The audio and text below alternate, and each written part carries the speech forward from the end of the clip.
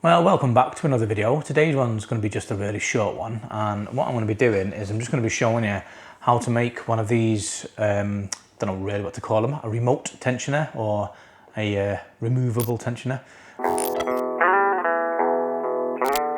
So these are really straightforward to make and they only take a couple of minutes. Essentially, you've just got your tensioner here, you've got a little hoop of guy line, and then you've got a length of guy line here, which on one end has got a hoop for your peg and then a little knot to stop it from slipping through. So essentially, if you see there, that knot just stops it from being able to slip through.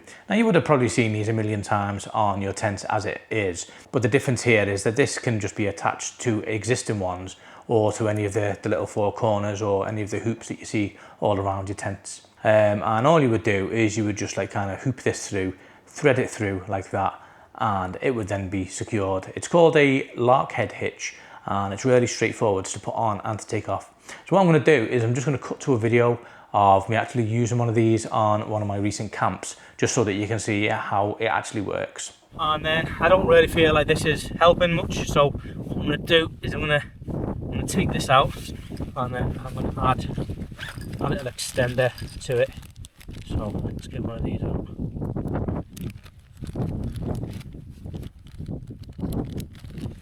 So it should hopefully help.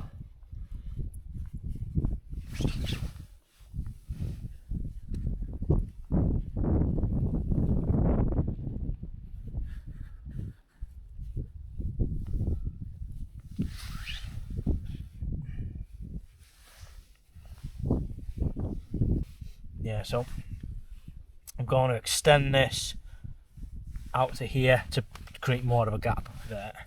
So there we go. Push that right in and then give that a bit of attention.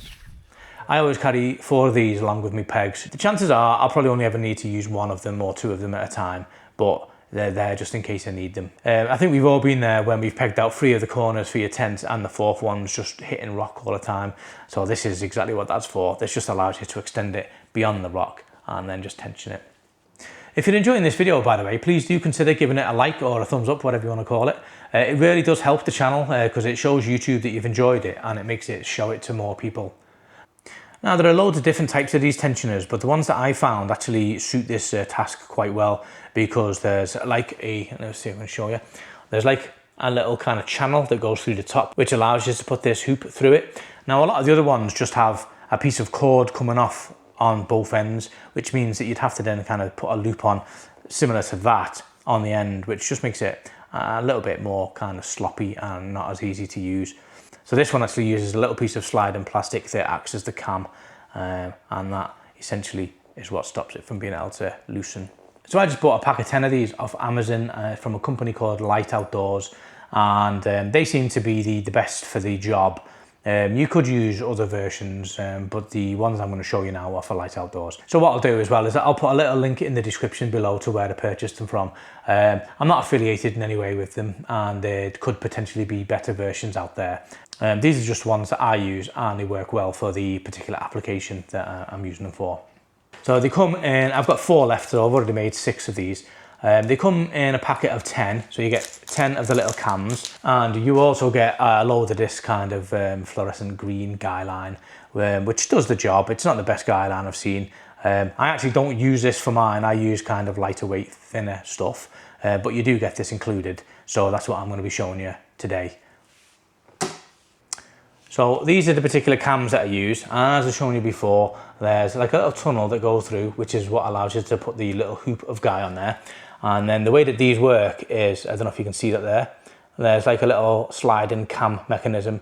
So it's quite simple, but it does use a moving part, these particular ones, which means that they do have a habit of kind of going on little angles. So these aren't perfect, but they do the job. But like I say, there could very well be some better ones out there. These ones are just really lightweight, fairly cheap. I think they were £20, I think, for 10 of these, plus all of the guy, which in the big scheme of things isn't that bad really. So in order to make each one of these, you're going to need to get yourself one of the little camming devices, the line locks.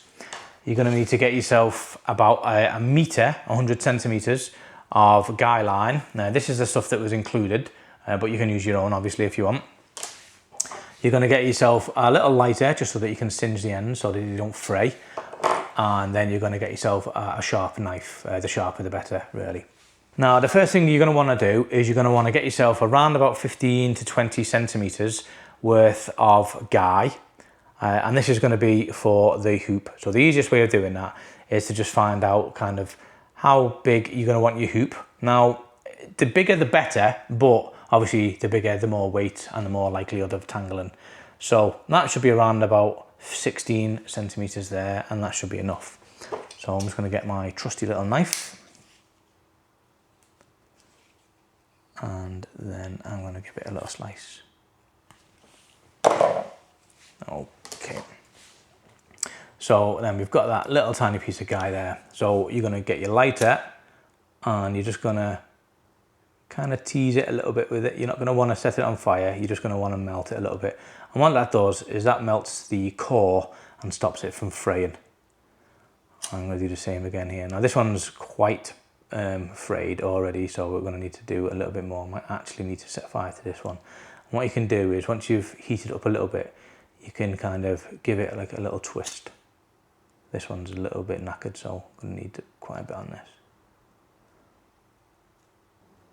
So what you do is you get the piece of guy line and then you get your little camming device, and as you can see there, you've got the little kind of channel that goes through it. You just poke it through there and then just create like a little hoop like that. And then once you've done that, you just need to tie these two together to make a little knot. So, like so.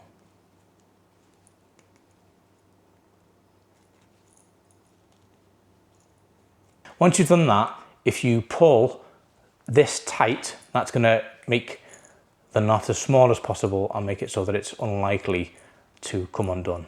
So give it a nice little pull like that. Okay, so you should have around about 80 to 85 centimeters worth of guy left. So you're going to want to do the same again on each side. You're going to want to melt the end just so that it's not going to fray in use.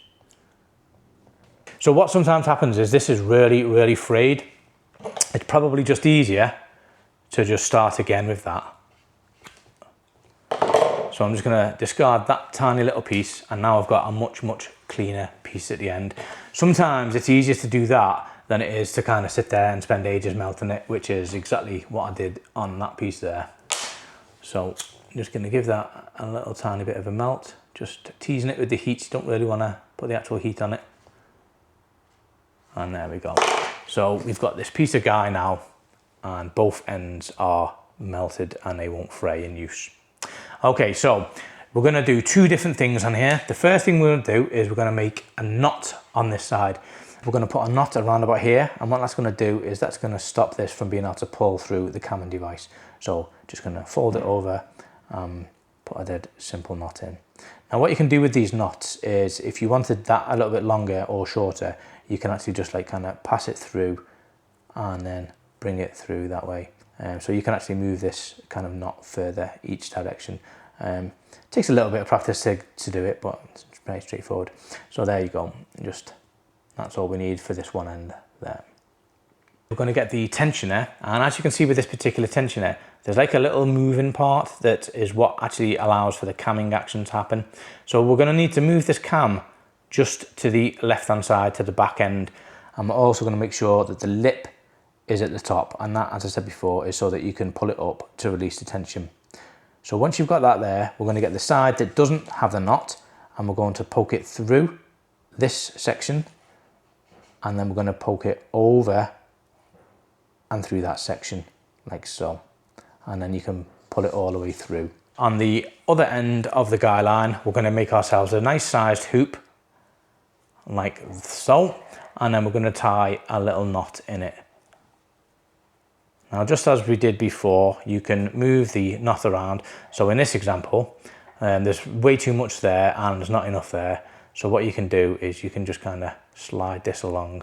A bit tricky while I'm trying to do it on a video, but essentially you should be able to shuffle that along and make this hoop bigger. It takes a little bit of practice to get going, but basically what I've done there is I've made that shorter and this bigger. So now, as I did before, you're going to put a lot of pressure on that, and that is going to make sure that the knot here tightens up. You might need to just move it around a little bit and give it a bit of a jiggle. There we go. Okay, so there you go. That's the finished tensioner. As I say, it only takes 1 or 2 minutes to make. Now this is a fairly long one. I don't particularly think there's much detriment to having it long. It makes it a bit more versatile and more flexible for use. The only downside would be that it's probably more likely to get tangled, and it may weigh an extra gram or something. So obviously, instead of using a meter's worth of guy line, you can use 70 centimeters, 80 centimeters, just to make this a little tiny bit shorter. But as I say, all you need to do is just tension this, and you can quickly make it whatever size you want. So it's probably more flexible to have it longer. So anyway, that's it for today. I did say that it was going to be a pretty short video. I just promised a few people that I would show how to make those on the back of the recent videos I've done on the X-Dome. If you've enjoyed this content or you got anything from it, please do consider subscribing. I'm growing the channel and I'm nearly 1,000 subscribers, which is fantastic. So thanks to everybody for the support. And that's it. I'll see you on the next one.